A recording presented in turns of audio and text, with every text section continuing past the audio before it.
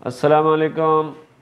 امید ہے آپ سب لوگ ٹھیک ہوں گے۔ اللہ تعالی ہم سب پہ اپنا کرم و فضل فرمائے اور ہمارے ملک پہ بھی اپنا فضل فرمائے۔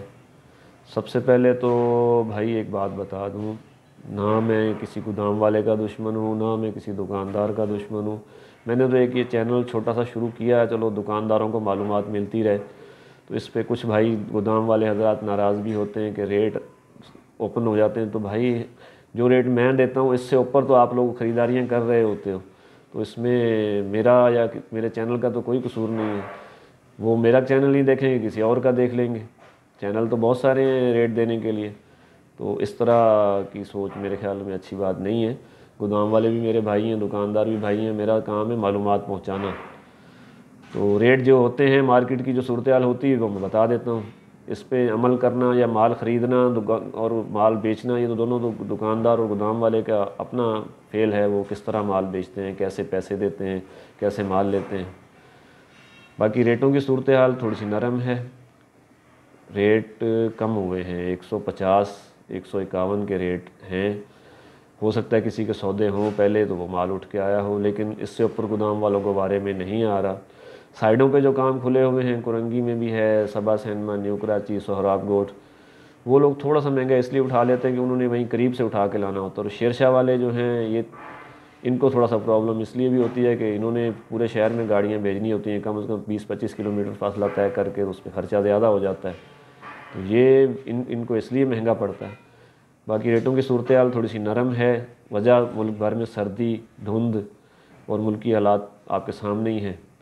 کام تو چلتے نہیں ہیں، اور سردی میں ہمیشہ 20 سال کی روٹین ہے، سردی میں ہمیشہ مال شارٹ ہو جاتا ہے، تو تھوڑا بہت فرق پڑتا ہے۔ اس دفعہ زیادہ فرق پڑ گیا ہے۔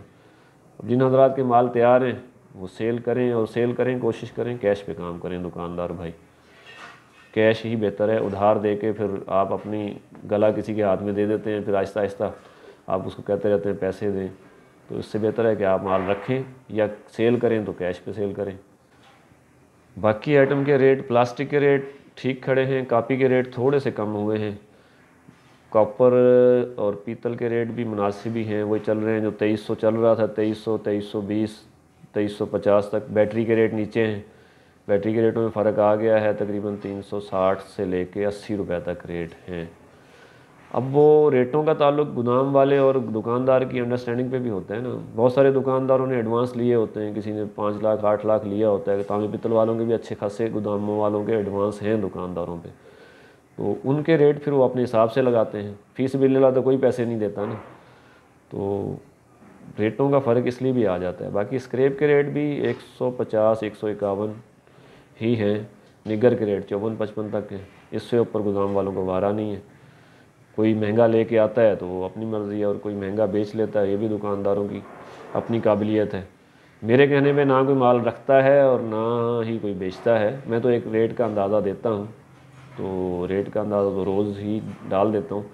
دکاندار صاحب بھائی اپنے حساب سے کام کرتے ہیں، باقی کام آپ نے کرنا ہے، منافع نقصان آپ کا ہے، نفع نقصان آپ کا ہے، تو اپنے حساب سے کام کریں، گودام والے سے بھی نہ بگاڑیں اور گودام والا دکاندار سے بھی نہ بگاڑے، آپ دیکھ بھال کے چلیں۔ اللہ تعالیٰ سب پہ اپنا کرم و فضل فرمائے، آمین۔